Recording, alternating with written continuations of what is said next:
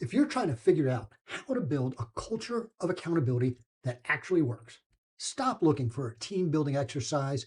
Accountability is not a feeling or a skill, it's an operating system. And when you treat accountability as just a mindset, well, you end up getting missed deadlines. See, the problem isn't your people's work ethic. The problem is your leadership mechanics. In this video, you'll discover the triad of accountability. This is the exact framework executive leaders use to eliminate that gray zone and stop the blame game forever. Now, stay to the end because you'll uncover the single biggest trap leaders fall into, something I call the results trap, and why managing by outcomes alone might actually be creating the conditions for a huge problem in your team. Now, here's the reality. When you actually have a culture of accountability, you don't have to micromanage. Hands off happens. Risks are flagged early and course corrections happen without you getting involved. And that is the goal. To get there, you're going to have to master the triad of accountability. And it consists of three specific systems. First, you'll construct mechanics that make failure impossible to hide. Then we'll unlock the mindset that drives people to hold themselves accountable. And then finally, you'll embody the model, establishing those standards by demonstrating them personally. Now, I learned this commanding operations in the Navy and running 4 different companies.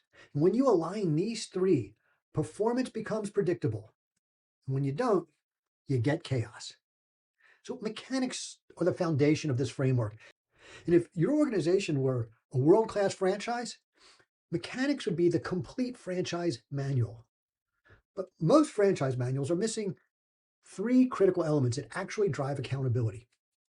The first is clear expectations. Now, this is a universal requirement for every single initiative. You must define the intent. What does success look like? And you do that before you assign the task. The second is the accountability map. Execution failures frequently happen between teams. It's in the seams. And this is where you hear things like, well, I thought they had it. So to fix the seams, you need an accountability map. And this is a simple 1-page document for every initiative that lists the owner, the dependencies, and the definition of done. Third, you need a communication rhythm designed to spot and resolve problems early. So if you don't have these mechanics, you're relying on hope. And frankly, hope is neither a strategy nor a course of action. So here's a specific way you can start fixing these issues today. Look at all your projects and initiatives right now and ask yourself, is there one specific person's name next to each one? In other words, is there somebody you've pointed out and said, this is your project, you're responsible to see this across the finish line? Now, before we move on, I also want you to ask yourself a hard question. Can your direct reports articulate the intent of their current project? Or are they just following your instructions? If they can't articulate the intent, make sure that's clear to them. This way they can adapt. I'm curious, where's the gray zone in your organization? Is it between sales and operations, engineering and marketing? Let me know in the comments where the seams are breaking. And if you're getting value from this approach to leadership, go ahead, hit the like so that other leaders can also get value, and subscribe so you never miss any of my videos. Now, where mechanics create clarity, it's the mindset that creates ownership. But let's be clear. Mindset, I'm not talking about motivation. I don't care if my team is motivated. I care if they are aligned.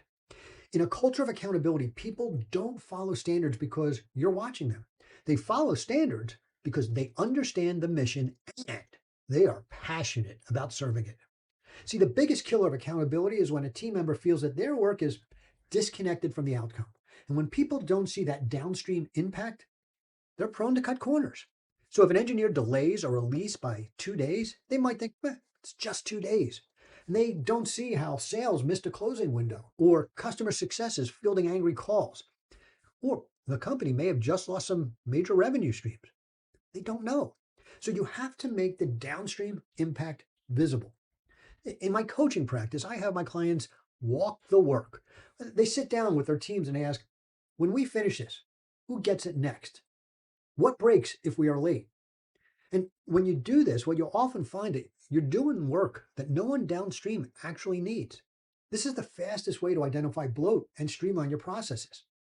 And when a team member understands the impact, well, accountability shifts. It stops being about compliance and starts being about their obligation to the rest of the team, to the tribe.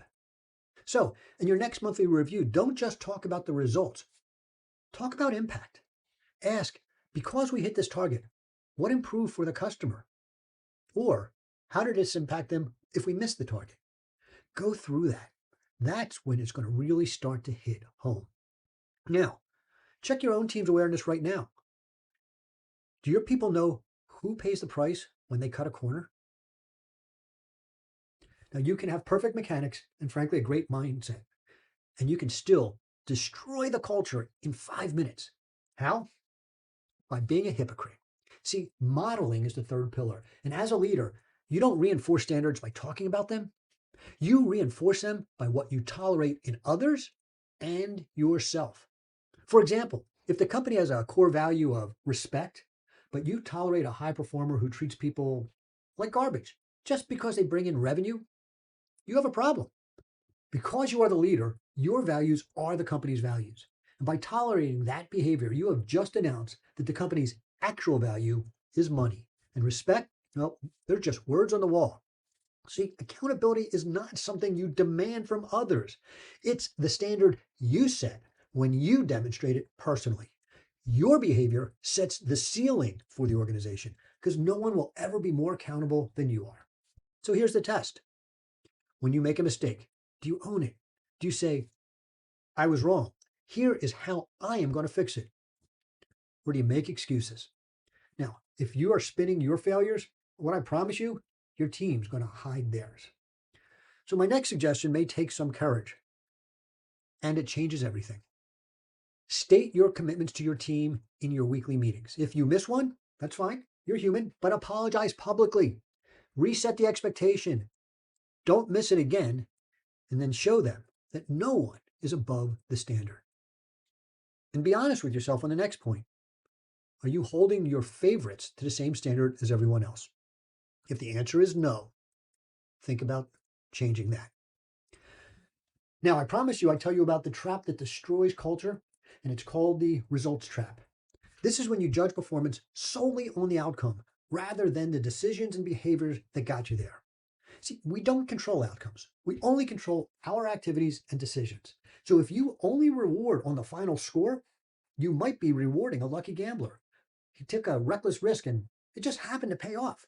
Worse, you might be punishing a great team member who made the right decision, but they got hit by bad luck. Think about Enron. They had great outcomes until they didn't. So if you want true accountability, stop just looking at the scoreboard. Start reviewing the decision making. Did they follow the intent? Did they respect the constraints? And this is how you build a team that wins for the long haul. Join the radical accountability movement.